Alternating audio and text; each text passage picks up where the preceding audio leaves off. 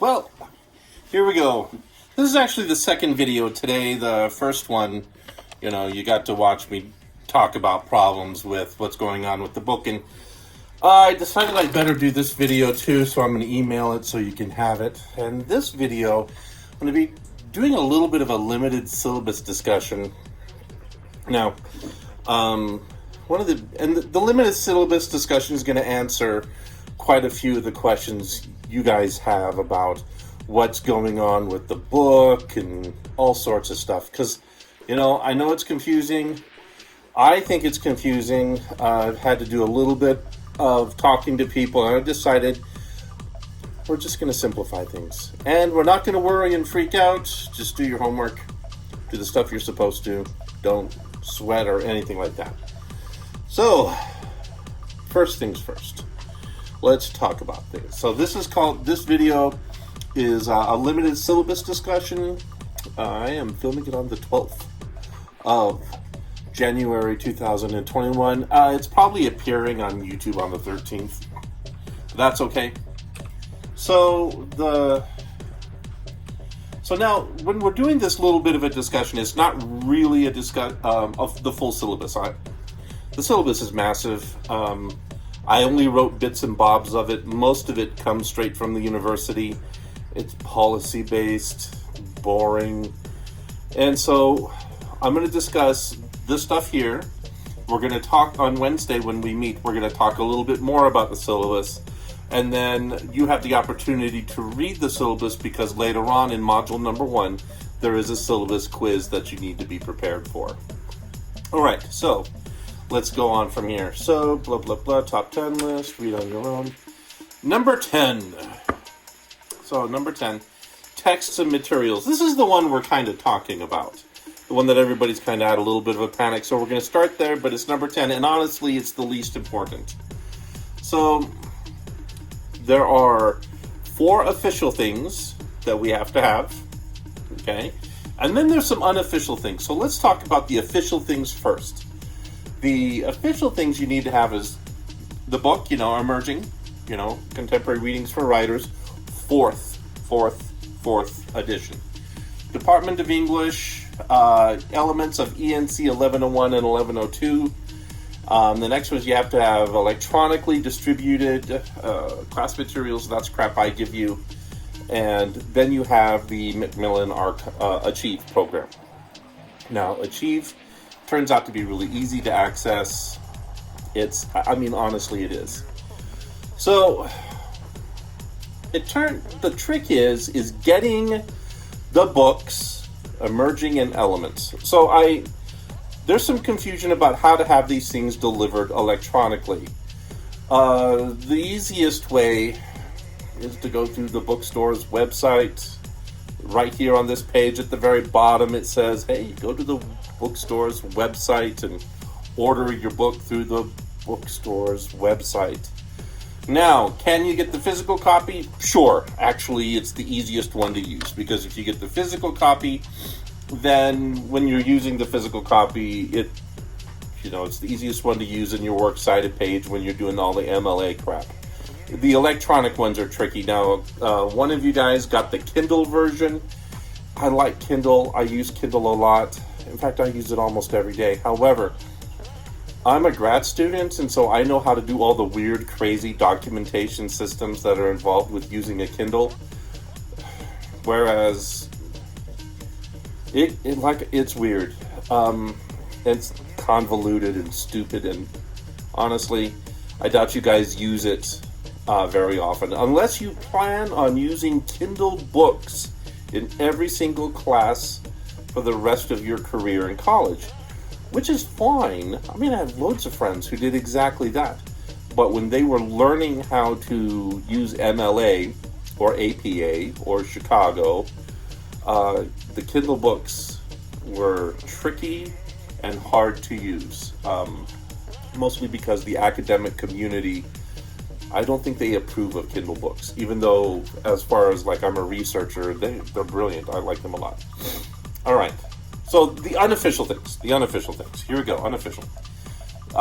Please make sure that when we're in class, you bring paper and you bring a pen, just black, blue, whatever, no yellow. Yellow's hard to read, and I'm going to tell you why in just a second.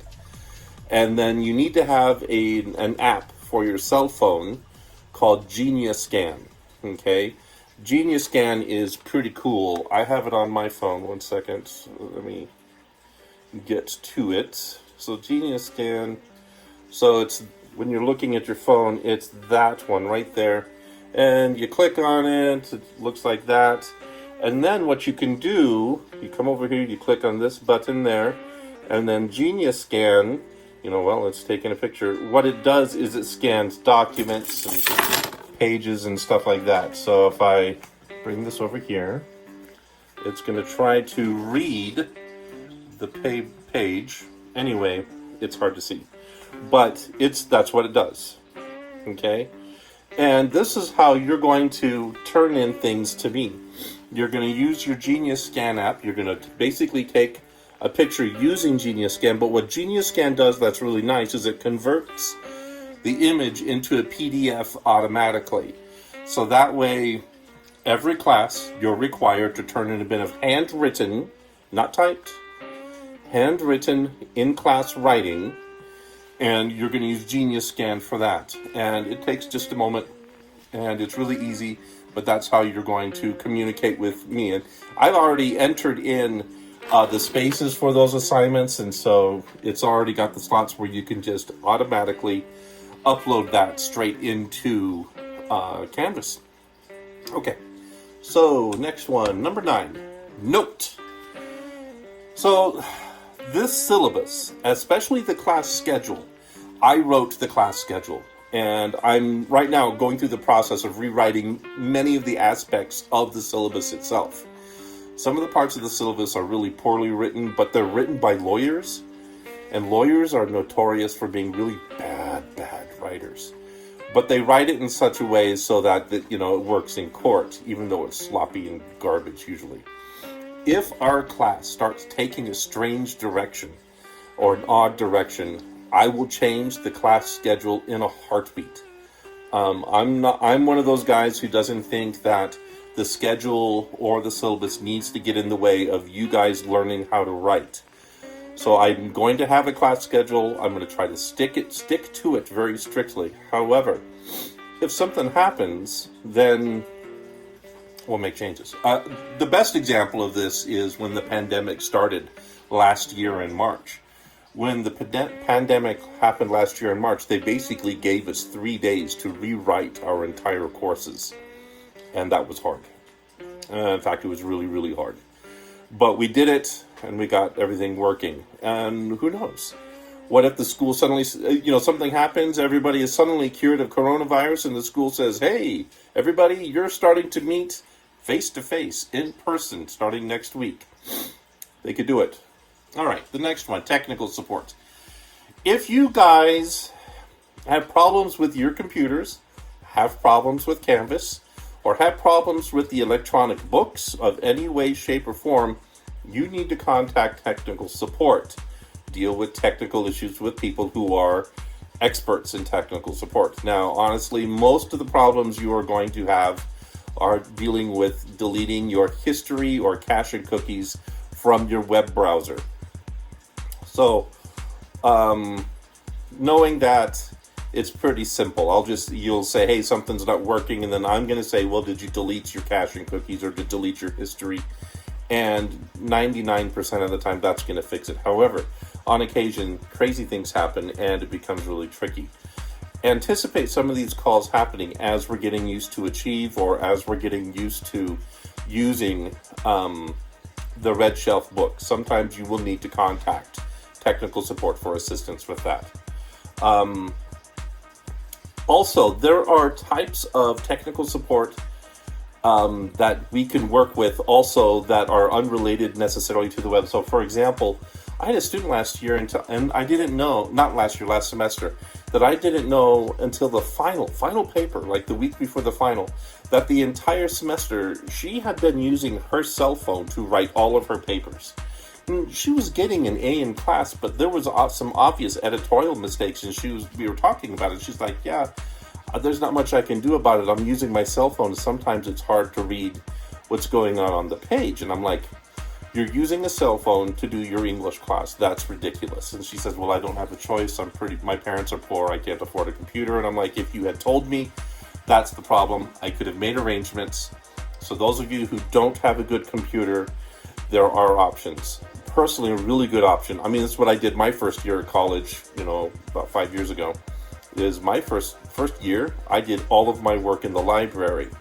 So compared to last semester, the library has expanded access, and so you can go to the library and do things. All right. Next, there are other options, by the way. Number seven, course presence. This is normally your participation grade. 15% of your grade is dealing with participation. Now, with course presence, anticipate that to mean things like attendance. So I'm taking attendance in this class. In-class writing assignments, the discussion posts, writer reflections. Those things are part of class presence. It basically says how you're participating in class in reaction to your classmates. Now, that's 15% of your grade. Basically, if you keep up on this and you keep up on your other stuff, you're going to pass the class. It's really simple. Okay, the next one. Number 9, late work. Essay number 3, the final paper, cannot be turned in late, and it cannot be revised. I'm going to change this right now. The current policy is you cannot be late on peer reviews. I'm going to change that where I'm going to allow you to be late on peer reviews, but you're not going to do well if you're late on your peer reviews. You need to do those on time because you're not screwing me over when you turn in the peer reviews late. That doesn't have anything to do with me. You're screwing over your classmates. You're basically being a douchebag to them. So make sure you do your peer reviews on time. I'm not going to appreciate if you're being a douchebag to your classmates. All other assignments, you could turn them in late. I give extra credit, just a point or two on every assignment when you turn it in on time or ahead of time. When you turn it in late, you get no such bonus. And if you turn it in more than 10 days late, which a lot of people are going to do, you automatically are going to have a 10% penalty on the assignment. All right, next one. Number 5, consultations. You have to meet with me through Zoom individually twice this semester. Okay, and it's an assignment that you have to do. It's worth 5% of your grade. We will schedule those, and those are opportunities for you to ask questions of me or me to talk to you about your grades and say, hey, I've noticed a bad habit in your writing. You need to change that. So it's just an opportunity for us to talk one-on-one. Happens twice a semester. At the end of the semester, those of you who are really far behind, if it gets there, because I don't want you to, but if it gets there, you can meet with me for a consultation, and we will use that as an opportunity to get you going in the right direction again. All right, Netiquette. Netiquette is a really old word that I remember hearing all the time when the internet was brand new, and everybody had to learn how to have manners on the internet. And you still hear it. You guys know what it means. It's basically don't be a douchebag to your classmates, when you're online. So when you're doing, posts or peer reviews or you're talking to each other, don't be a jerk. I mean, that's basically what it is. So this is written by Dr. Hinshaw. Says, due to the casual communication common in online environments, students are sometimes tempted to relax their grammar, spelling, and or professionalism. Please remember that you are adult students and professionals. Your communication should be appropriate. Or for more in-depth information, please see the FAU statement on Netiquette. By the way, that professionalism thing is really important to realize. Most people don't see themselves when they're in college as professionals, and that's a big mistake, and I'm going to tell you why. How you behave in college, especially if you post on social media, will affect your lives forever, because that crap isn't erased. So I worked for American Express, as I've told you, and I hired people to work at American Express when I was a gold card account manager. And one of the things we did is we searched your Facebook, Twitter, and now they expanded to everything. And basically, to get the job at the level that we were hiring for, you had to surrender all of your passwords. And so basically now you guys are expected to be professionals and act like professionals, and that means how you talk online. And so you could lose the opportunity of a lifetime because of your bad social media habits. Don't think it doesn't happen. Happens all the time. 3, Counseling and Psychological Service Center. Look, you got to take care of yourself mentally right now. This is really, really important. If you are under a lot of stress, and there is a lot of stress to have right now because it is the pandemic still, and it's been going on forever. We cannot shake this stupid thing, and if you're starting to have mental problems, you need to contact the CAP Center. They would be very happy to help you, and I want you to be safe mentally. They will talk to me if there's a real problem, and or if I think there's a real problem that you are having, I will also refer you to the CAP Center. Don't be insulted if I do that. I'm honestly trying to help. All right, number 2, assignment feedback policy. I wrote this one, okay? I do not always offer feedback on assignments. This is the reason for office hours and peer reviews. I will give you thorough feedback on Essay 1, and I will also give you a copy of the grading rubric for Essays 1, 2, and 3, so you can see where you lost points. This way you can avoid making the same mistakes multiple times. On small daily assignments, if you did not receive at least an A on the assignment, assume that you made a mistake that needs correcting. I give extra credit on most small assignments. Basically, anything below an A means that you made some sort of catastrophic mistake that you need to stop, that you will need to stop doing in the future. What that means is, like, if on small assignments, like people just did the discussion groups, if you don't get an A on the discussion group assignment, that's a problem. That means you did something catastrophic that needs to end. So, like, I've read most of the entries already for the discussion posts. Now, I'm not going to grade those until Friday, so people have enough time to respond to them. But if you receive less than an A, in fact, if you receive less than 100% on that, you screwed up bad, and you need to fix whatever you're doing wrong. If you can't figure it out, you need to contact me, and I'll help you. But no, I don't, and at FAU and in most universities, we're not required to give you thorough feedback. That's why we have, the writing center. That's why we have peer reviews, and that's why we have office hours. Because if you really want to know, come talk to us. All right. Number 1, essay number 3 is worth 25% of your grade. Okay? And it is on Otto von Busch's Crafting Resistance, and it's an interesting paper and concept, and we will be dealing with that. Now, that's back in the end of April, but that one paper, one assignment, is worth, and it's a 6.5 to 7 page paper. It is worth 25% of your grade. One assignment. Make sure you do it. And that's it. That's basically the syllabus in a nutshell. Not too hard, not too difficult, but something to know about. Now, there are loads of other parts of the syllabus. Make sure that you read all of that and you know what's going on. I've already uploaded it to your courses. You can now read it, and like I said, there's going to be a quiz on it. Be prepared for that. And if you try to say something to me like, well, I didn't know, I'll say it's in the syllabus. And like I said, I could also, if I need to, I'll change the syllabus. And that's actually good. I changed the syllabus to help you guys, not to screw you over. I'm not one of those teachers who believes in screwing you guys over.